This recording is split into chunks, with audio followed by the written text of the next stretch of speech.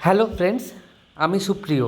আর তোমাদের জন্য আজকে আবার চলে এসেছি একটা নতুন ভিডিও নিয়ে। আমি এখন আছি বহরমপুরে। আর বহরমপুরে আমি এখন আছি খাগড়াতে। এই খাগড়াতে এক কালী পুজোর আয়োজন করা হয়েছে, যে কালী পুজোর নাম হচ্ছে দশমুণ্ডি কালী। এই দশমুণ্ডি কালী আমি প্রথমবার দেখলাম।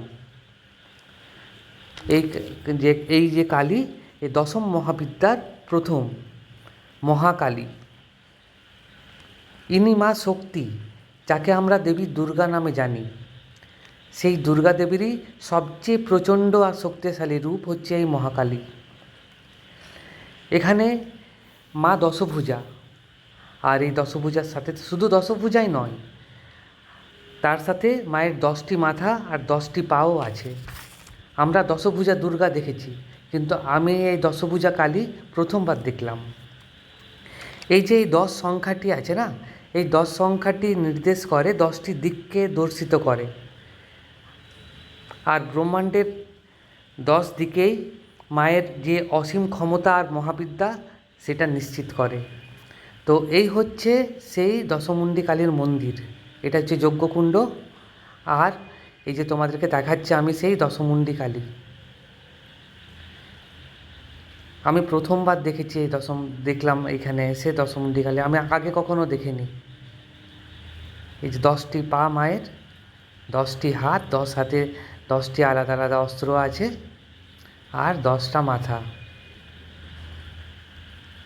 বহরমপুরের খাগড়াতে এই কালী পুজোটি অনুষ্ঠিত হচ্ছে। এই যে মন্দিরটি মায়ের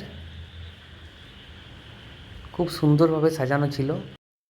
এখানে মায়ের হাতে বিভিন্ন রকম দিব্য অস্ত্র দিয়ে সুসজ্জিত আছে, যেমন ত্রিশূল, খড়গ, চক্র, গদা, ধনুক, তীর, ঢাল, আর তার সাথে কাটামুন্ডু। আর এই যে তোমাদের মন্দিরটা দেখালাম, আর এর সাথে এই পুজোর সাথে মন্দির প্রাঙ্গণে একটি মেলারও আয়োজন করা হয়েছে, যেটা এই পুজোটাকে আরও বেশি অ্যাট্রাক্ট করছে।